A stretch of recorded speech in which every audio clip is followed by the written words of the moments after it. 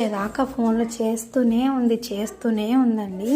అయితే మీరు ఎలా నమ్మారక్క అని మీకు కూడా డౌట్ రావచ్చు. ఏం చేస్తామండి, నమ్మించే మనుషులు అదే టార్గెట్గా పెట్టుకుంటే మనల్ని నమ్మిస్తారనమాట. ఇక అసలు ఎట్లా నమ్మించిందో కూడా చెప్తానమాట. నేను ఎప్పుడు స్టిచ్చింగ్ చేస్తూనే ఉంటాం, తెలిసిందే కదా ఇంట్లోనండి. కొంతమంది ఏమో మనకి డబ్బులు ఇస్తారు, కొంతమంది ఏమో కొంచెం ఇస్తామని అట్లా ఎగ్గొడుతూ ఉండేవాళ్ళు కదా. అది కామన్ అనుకోండి, స్టిచ్చింగ్ అన్నది. కొంతమంది ఉంటారు, అందరు ఉండరు.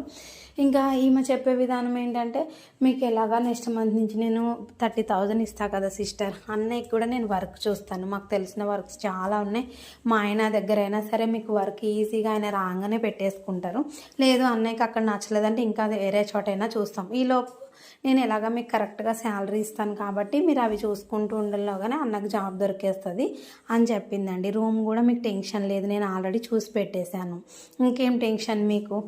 మీరు నేనేమనుకున్నా అంటే, సరే అడ్వాన్స్ ఇచ్చేది లేదు, ఏం లేదు, మళ్ళీ రూమ్ కూడా మనకు ఆమె ఇచ్చే శాలరీలోనే కట్ చేసేసుకుంటుంది, రెంట్ కూడా తక్కువే కదా, ఈయనకు కూడా జాబ్ చూస్తూ ఉంటుంది, ఇంత మంచిగా సెట్ చేసి మంచిగా చెప్తుంది కాబట్టి ఇంకా నేర్చుకునే వాళ్ళకు కూడా చాలా మొత్తంలో ఎక్కువ అని చెప్పిందండి. అవన్నీ ఆశలు చూపించింది అనమాట. సరే ఇంతలా చెప్తున్నారు కదా అని ఆలోచించి సరే అని చెప్పిన కాడ నుంచి ఇంకా ఫోన్ చేస్తూనే ఉంది, ఎప్పటి నుంచి వస్తారు, ఎప్పుడు వస్తారు సిస్టర్ అని.